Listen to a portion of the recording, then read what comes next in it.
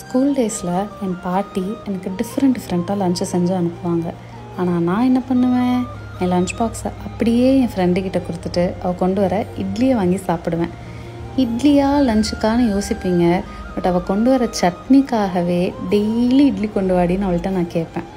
ரீசெண்டாக ஒரு நாள் அந்த சட்னி சாப்பிட்ணுன்னு ஒரு ஆசை வந்துச்சு. ப்ராப்ளம் என்னென்னா, எனக்கு இந்த சட்னியோட ரெசிபி தெரியாது, யார் கண்டுபிடிச்சாங்கன்னு தெரியாது, அவ்வளோ என்ன அந்த சட்னியோட பேர் கூட தெரியாது. ஸோ நான் டிஃப்ரெண்ட் காம்பினேஷன்ஸில் ட்ரை பண்ணி ஃபைனலாக கிட்டத்தட்ட அந்த டேஸ்ட்டு கொண்டு வந்துட்டேன்னு தான் நினைக்கிறேன்.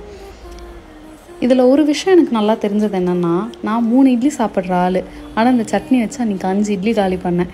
ஸோ இந்த சட்னி பண்ணுறீங்கன்னா எக்ஸ்ட்ரா 2 இட்லியோ 2 தோசையோ உள்ளே இறங்கும், ஞாபகம் வச்சுக்கோங்க.